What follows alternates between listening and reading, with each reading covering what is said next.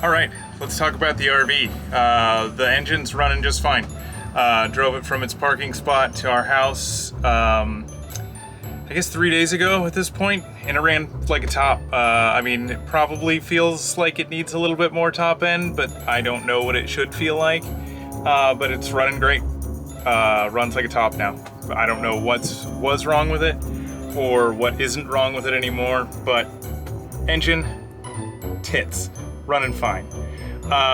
Lisa and I decided to start exploring the water damage in the front, and that's what we'll take a look at now.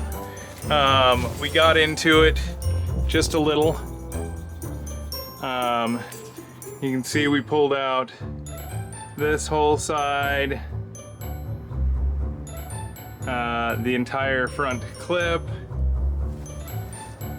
And then the interior on this side. The entirety of the upper bunk area is gonna have to be removed. I don't know if you could see, but it is just garbage. Absolute and utter trash. I'll hop up top and we can see if we can, oof, do like this. All right, I will hop up top and see if I can show you. Actually, I can do it from right here. Oh, I don't even have to go through the ladder because there's a big old hole in the roof. So up top here, right here, passenger side front, here's the butyl tape strip that goes between the front cowl and yeah, this is the butyl tape strip that goes between the front and the front cowl and the rest of the roof. You can see right here where the butyl tape failed, and all of this black through here is where the water was getting in. So it would come in right here and then rush right down that front, right through that area, and then settle in that front corner and just spread all along. And it did that for years, despite how much sealant was put on the outside. It was just leaking right through that butyl tape. There was nothing that could be done about it except for, well, replace the butyl tape and reseal this whole thing. So driver's side looks really good. Passenger side looks not so good. That's the reason why the roof was so spongy. It's because the wood in there was just wrecked. It's all it was all delaminated, rotted out. So we're gonna replace this whole section of roof on the underside of the aluminum, as well as on the inside. And then obviously we're gonna do all the work on the inside to get the front safe, because it certainly was not that. I'm probably gonna do more butyl tape because they only had this 3/4 inch wide strip across the whole front there. I'm probably gonna do a 4-inch strip. So that'll help make it better. And then I'm gonna beef up some other stuff. I'm gonna fix that wood box that was up front, add some power in there. And we're obviously gonna have to redo the whole overhead bunk interior, but it should come out nice.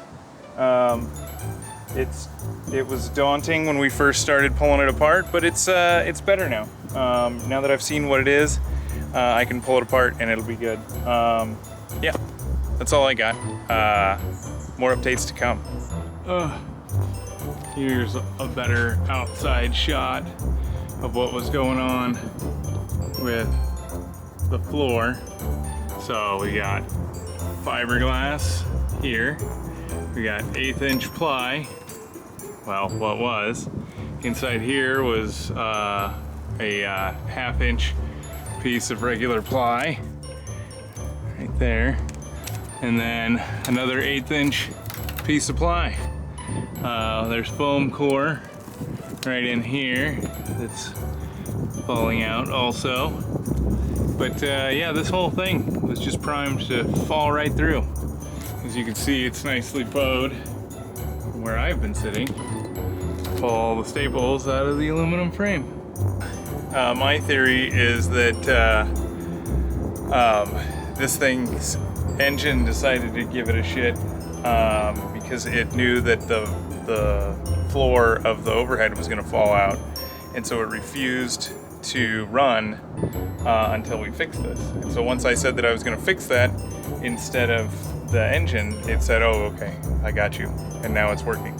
So we'll see. Okay, still bad hair. Bad hair don't care. Super fun update. Lisa let me buy a table saw.